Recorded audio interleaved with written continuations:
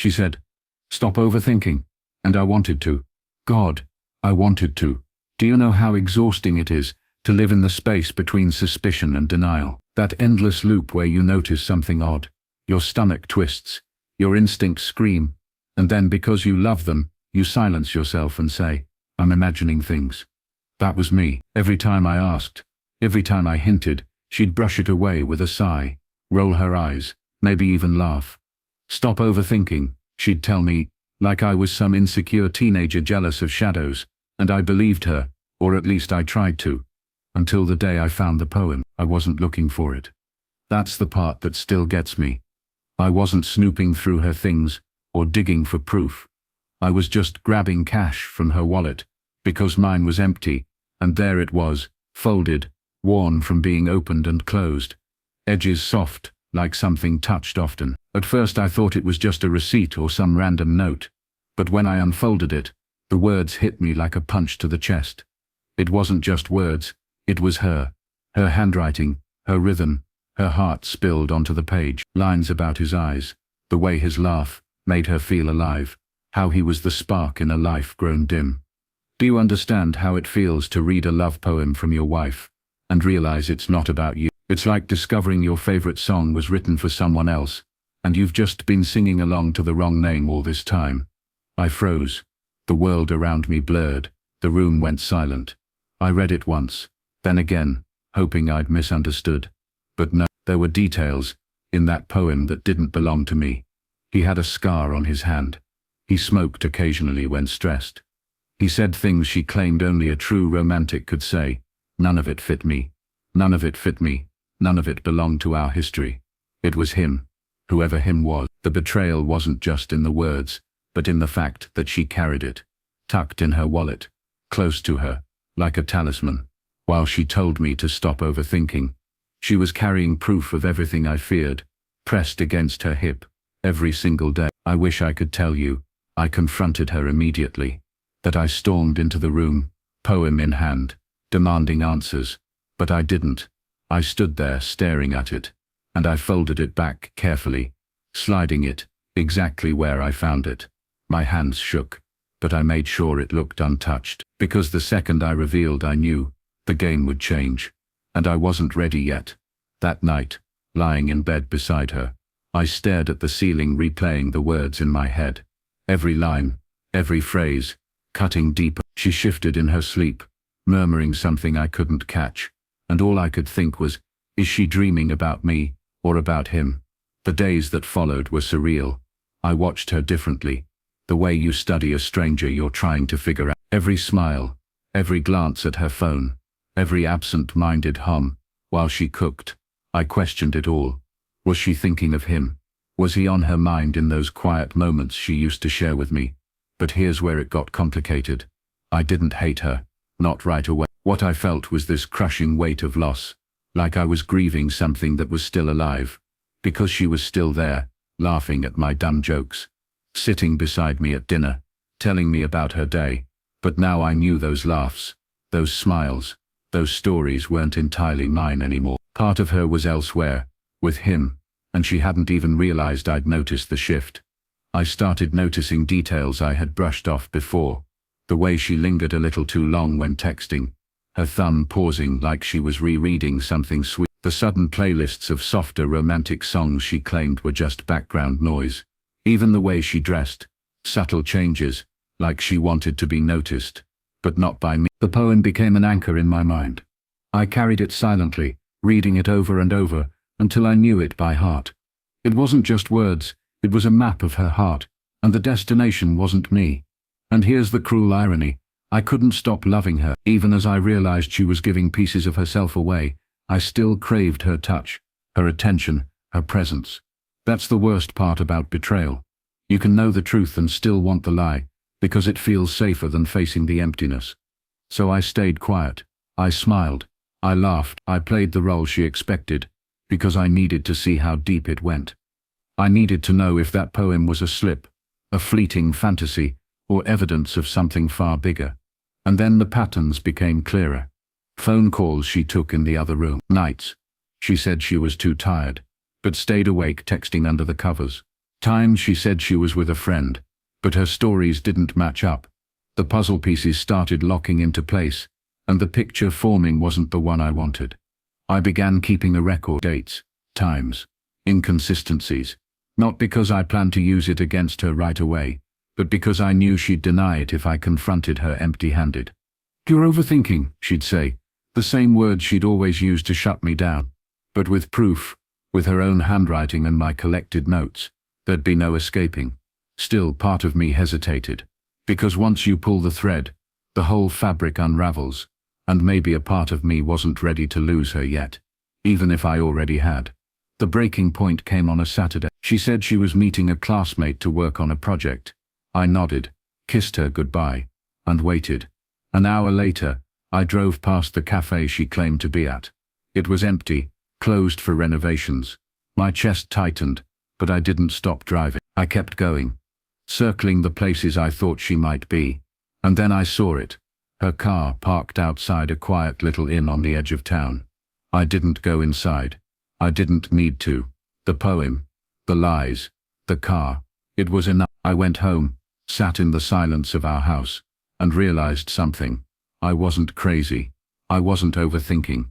I had been right all along, and she had been wrong in the worst way possible. That night, when she came home, she slipped into bed beside me like nothing had happened, and I lay there, wide awake, the poem etched in my mind, her betrayal heavy in my chest. I didn't move. I didn't speak.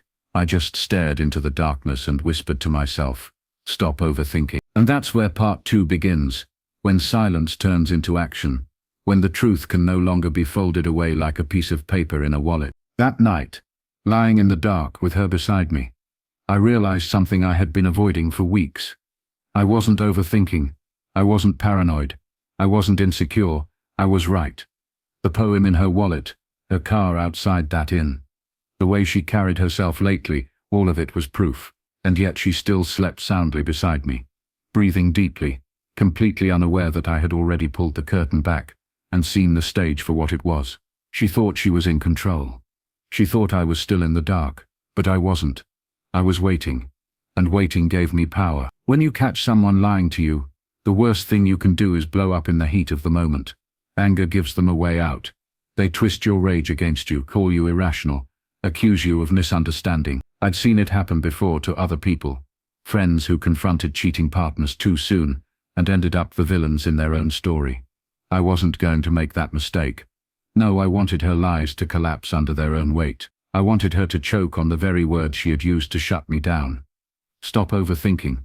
So I became deliberate. I played the part of the oblivious husband to perfection. I smiled when she said she was meeting her study group. I kissed her cheek when she slipped out for coffee runs that lasted hours. I even complimented her when she wore a new dress, the one I knew she hadn't bought for me. She thought I was blind, but I was watching closer than ever. Every detail went into my notebook. Yes, I kept a notebook, a plain black one she'd never notice among the pile of random journals I kept in my study. Dates, times, places. The way she claimed she was exhausted from studying but came home glowing, her hair tousled like she'd been lying on someone else's pillow. The way her phone never left her hand, even when she showered, tucked carefully on the sink, screen face down. I became an archivist of betrayal, recording the unraveling of my marriage line by line. And then one night, I opened the notebook and slid the poem inside. Right in the middle, pressed flat, as if it were the centerpiece of the entire story. Because that's what it was. That folded piece of paper wasn't just words, it was confession. And the fact that she carried it everywhere tucked against her like a hidden flame, told me everything I needed to know. She didn't just write it, she cherished it. But here's where the story takes a turn, because I didn't want just proof. I wanted impact. I wanted her to feel what I felt, the moment I unfolded that poem. The shock, the sting, the way your world shifts when you realize, love isn't being shared with you, it's being siphoned away to someone else. The opportunity came when she suggested we host a small dinner with friends. "It'll be fun," she said, smiling brightly, as if nothing in our world was cracked. And that's when it hit me. Of course it would be fun for her. She could sit across from me, hold my hand, play the role of devoted wife, all while carrying another man's words in her wallet. But for me, it was perfect. Because nothing exposes a lie like light, and nothing shines brighter than the gaze of friends who thought they knew the truth. The night of the dinner, I prepared everything with precision.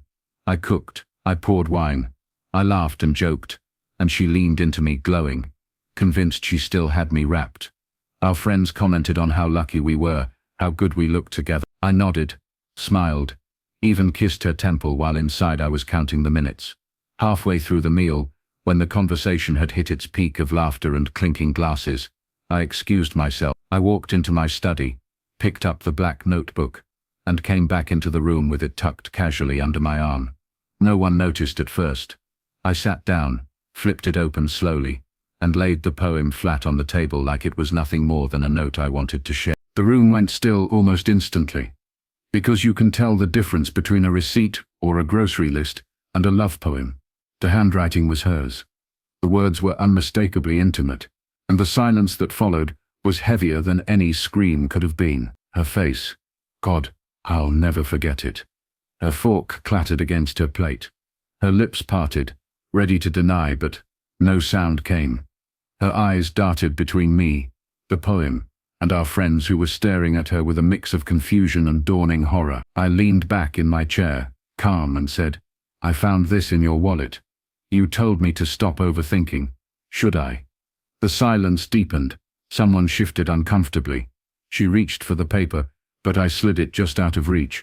Go ahead, I said. Read it aloud. Tell us who it's about. Tell us why you've been carrying it. Her hands shook. She mumbled something about it being just writing. Just words. But the cracks were visible now. Everyone could see it. And that was all I needed, because it wasn't just me anymore. Her lie wasn't contained in the walls of our bedroom. It was out, exposed, breathing in front of witnesses. I closed the notebook, slipped the poem back inside, and stood up. My voice was steady when I said, I'm done overthinking. I'm done pretending. I left the table, left the house, left her sitting there with our friends, staring at her like they didn't recognize the woman they thought they knew. And for the first time in months, I felt free. But freedom comes with aftermath. She called, of course, texted, begged, claimed it was nothing, claimed it was innocent, claimed she wrote it about me once, long ago, and just never threw it away. But lies told after the fact are like ashes.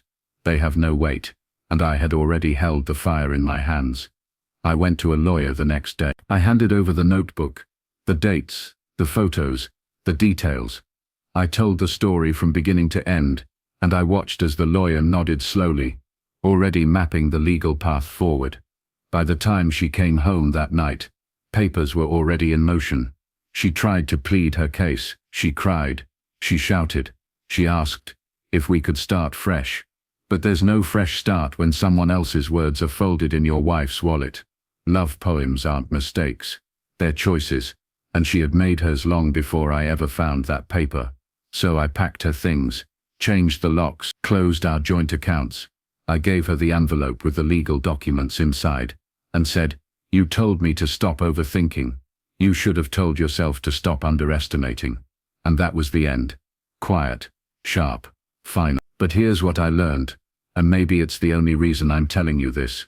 Your gut doesn't lie. When the person you love tells you you're overthinking, what they're really hoping is that you'll silence the part of yourself that already knows the truth. Because the truth always leaks out, sometimes in hotel bills, sometimes in synced photos, and sometimes in a love poem, folded into a wallet. For me it was that poem, that fragile piece of paper that broke my world, and saved me at the same time. And now, whenever I feel doubt creeping in, I don't silence it. I don't roll over and let someone tell me I'm imagining things. I listen, because the cost of ignoring it once was almost losing myself to someone else's lie, and I'll never pay that price again.